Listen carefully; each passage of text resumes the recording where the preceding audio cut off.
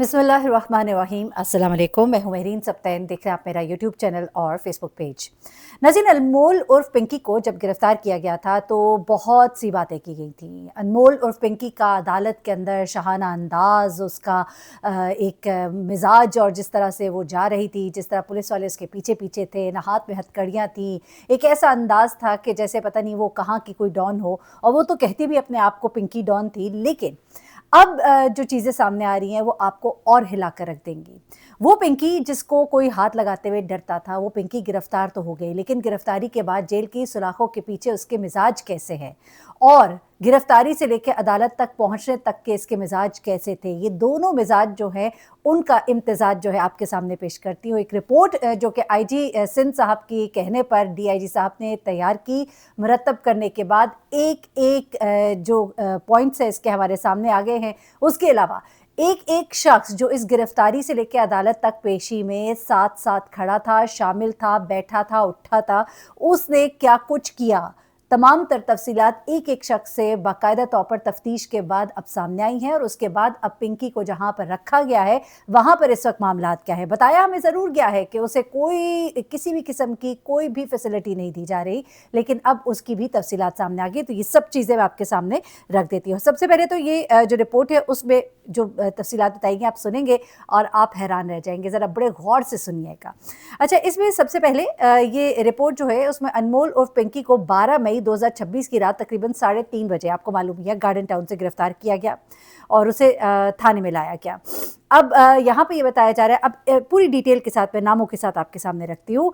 Inspector Bashir गाजी हैं, उन्होंने बताया कि उन्हें इत्तला मिली, फिर वो लेडी पुलिस एहलकारों के साथ अपार्टमेंट पहुंचे, मुलजिमा को गिरफ्तार करके वो थाने ले आए। ठीक है, उसके बाद असल कहानी जो है अब सुनिए आगे क्या होता है।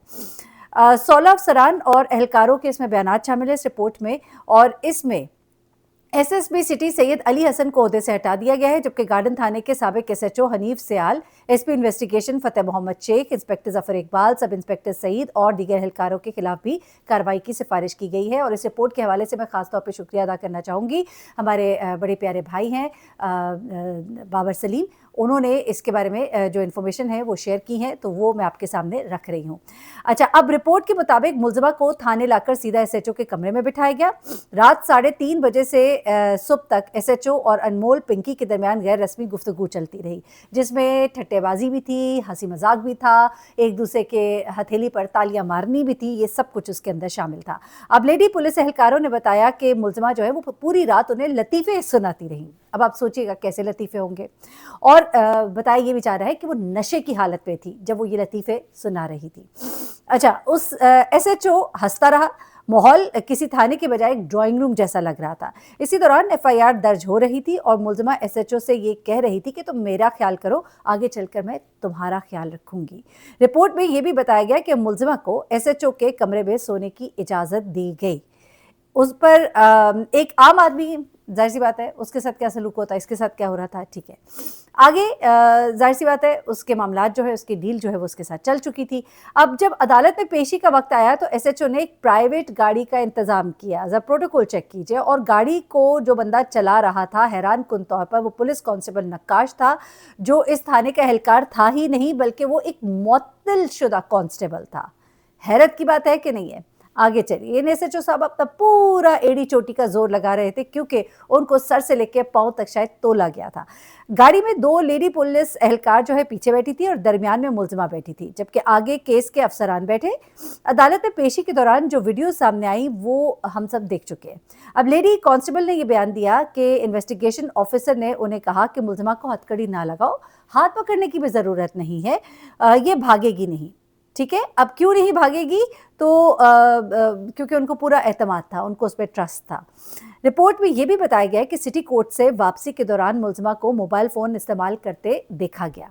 लेडी एहलकारों के मुताबिक वो फ़ोन पर किसी से कह रही थी, जल्द अज जल्द मेरे नाम पर रजिस्टर्ड तमाम सिमें बंद करवाओ। और हमें ये भी मालूम है कि ज़्यादातर सिमें जो इसका पूरा जो एक नेटवर्क इस्तेमाल कर रहा था वो वैसे भी पाकिस्तान की नहीं बल्कि नाइजीरिया की सिम्स थी, लेकिन जो उसके नाम पर सिम्स थी उसने बंद करवाने का कहा।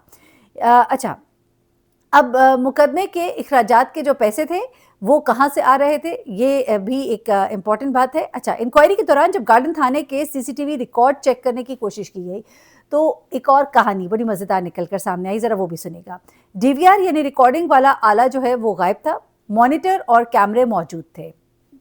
سمجھ رہے ہیں باتوں کو؟ یعنی کہ جب معاملہ نظروں میں آ گیا, معطل کر دیا گیا, اس کے بعد ڈی وی آر کو غائب کیا گیا ہے. اچھا, ریکارڈنگ محفوظ کرنے والا سسٹم ہی نہیں تھا. C C T V focal person constable Raja Umar نے بتایا کہ D V R S H O خود سنبھالتا تھا, وہ ایس ایچ او جسے معطل کر دیا گیا, اور اس نے کہا تھا کہ ڈی وی آر خراب ہو کر مرمت کے لیے گیا ہوا ہے, مگر انکوائری رپورٹ کے مطابق حقیقت کچھ اور ہی لگتی ہے, بلکہ اسے باقاعدہ طور پر بعد میں غائب کیا گیا ہے. رپورٹ میں بتایا گیا کہ ملزمہ کے پاس میک اپ باکس اور ادویات بھی موجود تھیں. رات بھر نشے کی حالت میں تھی, لیکن اس کا مکمل نارکوٹکس ٹیسٹ نہیں کروایا گیا, صرف رسمی میڈیکل کیا گیا اور نشے سے متعلق ٹیسٹ سے بھی گریز کیا گیا. آپ حیران ہو, دیکھیے کہ وہ میک اپ باکس اس کو باقاعدہ طور پہ وہاں پہنچایا گیا, بیوٹی پارلر اس کے لیے باقاعدہ طور پر تیار کیا گیا ایس ایچ او کے کمرے میں, جہاں پر وہ آرام فرماتی رہی, میک اپ کرتی رہی, اور کپڑے بدلنے کے لیے وہ کہاں گئی ذرا سنیے گا. اچھا, پولیس کے کچھ اہلکار ملزمہ کو سہولت دینے میں مصروف تھے اور ناقص کاغذات تیار کیے گئے, فزیکل ریمانڈ نہیں لیا گیا, ثبوت غائب کیے گئے, یعنی کہ ڈی وی آر وغیرہ غائب کیے گئے, عدالت میں وی آئی پی انداز میں اسے پیش کیا گیا. ایس ایس پی سٹی سمیت تمام متعلقہ افسران کو معطل کیا گیا اس معاملے میں, اور ان کے خلاف محکمانہ کارروائی جو ہے وہ جاری ہے. اب جو نقاش صاحب ہیں جو کہ گاڑی چلا رہے تھے, وہ ایس ایچ او حنیف سیال کا ایک انتہائی قریبی آدمی بتایا جا رہا ہے. مختلف معاملات میں جوڑ توڑ کے لیے اسے استعمال کیا جاتا ہے, اور ہر طرح کے غلط کاموں اور دھندوں میں ایس ایچ او کا دست راست, اس کا رائٹ ہینڈ بتایا جاتا ہے. اچھا, اس کے بعد کچھ اور چیزیں جو نکل کر سامنے آ رہی ہیں وہ بھی ذرا میں آپ کو بتا دوں.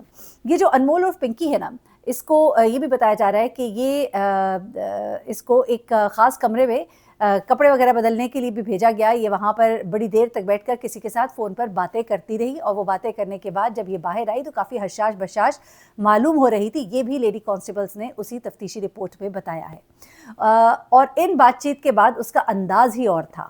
اور اس کے بعد نکلتے ہوئے اس نے ایک سیدھے ہاتھ کا اشارہ کیا اور آنکھ ماری, اور اس کو دوسری طرف سے آنکھ مار کر بتایا گیا کہ کوئی مسئلہ ہی نہیں ہے. اچھا, اب اس کے بعد یہ سب کچھ ہوا عدالت پہ, جب اس سے پہلے اس کو جوڈیشل ریمانڈ پہ بھیج دیا گیا تھا اور اس پر بہت زیادہ شور مچا اور میڈیا نے اس بات کو اٹھایا, تو اس کے بعد اس کو دوبارہ پولیس کے ریمانڈ میں تو دیا گیا, لیکن وہاں پر بھی یہ معاملات ہیں کہ سلاخوں کے پیچھے سے بھی اس کے معاملات جو ہیں وہ بڑے ایزی ہیں. بے شک ابھی اس وقت بہت سختی ہے, اور پورا جو محکمہ ہے اس وقت الرٹ ہے, اور انہیں پتہ ہے کہ ایک ذرا سی غلطی پر وہ بھی معطل ہو سکتے ہیں, ان کے خلاف بھی انکوائریاں کھل سکتی ہیں. اس کے باوجود یہ پتہ لگ رہا ہے کہ اسے موبائل جو ہے وہ بھی مل جاتا ہے بات کرنے کے لیے, اور کافی بھی پیش کی جاتی ہے ملزمہ کو. تو ملزمہ کے ٹور ابھی تک باقی ہے, اس کے باوجود کہ اتنے لوگوں کو اس کی وجہ سے معطلی کا سامنا کرنا پڑا. جہاں پر یہ کہا جا رہا ہے کہ بڑے بڑے لوگ جو ہے اب اس وقت اس کیس میں کھڑے ہیں, اور وہ اس پنکی کو باہر نہیں نکلنے دیں گے, کیونکہ معاملہ کچھ بڑے لوگوں کے بچوں کا ہے, کچھ اثر و رسوخ والے بچوں کا ہے, کچھ پولیٹیشنز کے بچوں کا ہے, کچھ منسٹرز کے بچوں کا ہے. تو ایٹ دا سیم ٹائم معاملات کچھ پنکی کے اپنے ہی دھندے میں لوگوں کے ساتھ بھی خراب ہیں, اور وہ لوگ جو ہیں وہ بھی جڑے ہوئے ہیں کہیں اور ان کی ڈوریاں جو ہیں کہیں اور سے ہل رہی ہیں. اس لیے پنکی کا اس وقت باہر نکلنا بہت مشکل دکھائی دے رہا ہے. لیکن پنکی ایک صرف اکیلا فرد نہیں ہے جو یہ پورا نیٹ ورک چلا رہا ہے, یہ بہت ڈیپ نیٹ ورک ہے, اور اس میں جو اس کے مخالف جو پارٹیز ہیں ان کے اوپر ہاتھ کیوں نہیں ڈالا جا رہا ہے. وہ لوگ جو اس دھندے میں اب منوپلی ان کی ہوگی, ان لوگوں کو کیوں نہیں پکڑا جا رہا, ان کو کس کی آشیواد ہے, کیا صرف پنکی سے ہی اپنا بدلہ نکالا جا رہا ہے؟ تو پھر یہ معاملہ تو غلط ہے. ہمارا مقصد, ہماری نیت ہونی چاہیے کہ یہ منشیات کا جو دھندا ہے یہ سب کا سب اپنے اختتام کو پہنچے, بڑے بڑے لوگ یہ سارے پکڑے جائیں, یہ معصوم بچے جو مر رہے ہیں ان کو مارنے والے جو ہیں وہ پکڑے جائیں, نہ کہ صرف ایک پنکی جو کہ کسی کے عتاب کا نشانہ ہے. پنکی کو تو سزا ملنی ہی چاہیے, لیکن ساتھ ہی ساتھ ان تمام لوگوں کو جو یہ تمام نیٹ ورک چلاتے ہیں, کسی کو کسی کی وجہ سے امپورٹنس یا کسی کو کسی کی وجہ سے بالکل دیوار کے ساتھ نہیں لگانا, بلکہ مقصد اس سسٹم کو ٹھیک کرنا ہے.